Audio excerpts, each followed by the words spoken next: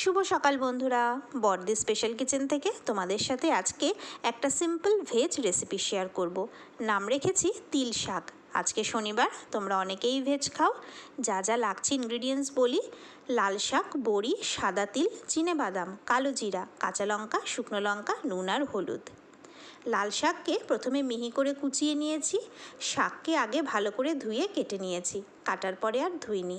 এবার রান্নাটা শুরু করি। শুকনো প্যানে তিলটা দিয়ে নাড়াচাড়া করে হালকা বাদামি করে ভেজে নিয়েছিলাম।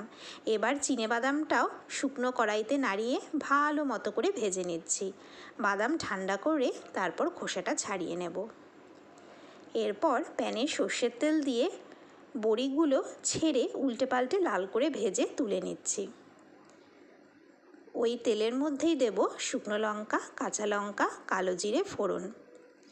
সমস্ত কিছু ফোড়ন দিয়ে মিহি করে কুচানো লাল শাকটা দিয়ে দেব।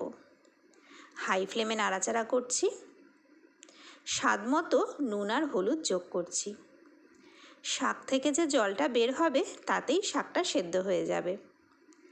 শাকের জলটা এখন শুকিয়ে গেছে আর ভাজা ভাজাও হয়ে গেছে। আমি এখন স্বাদটাকে ব্যালেন্স করার জন্য সামান্য চিনি অ্যাড করেছি আর ভালো মতো মিশিয়ে নিচ্ছি।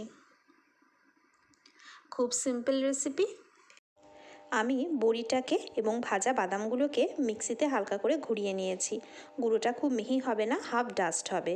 শাকটা যখন হয়ে আসবে তখন এর মধ্যে ক্রাশড বড়ি ভাজা, ক্রাশড বাদামগুলোকে এবং ভাজা তিলগুলোকে অ্যাড করব। ভালো মতো নাড়াচাড়া করে মিশিয়ে নিয়ে ঢেকে দেব। 2-3 মিনিট পরে ঢাকনা খুলে ভালোভাবে নাড়াচাড়া করে বাটিতে নামিয়ে নেব। অন্য স্বাদের এক শাকের রেসিপি তোমাদের সাথে শেয়ার করলাম। আশা করি তোমাদের ভালো লাগবে।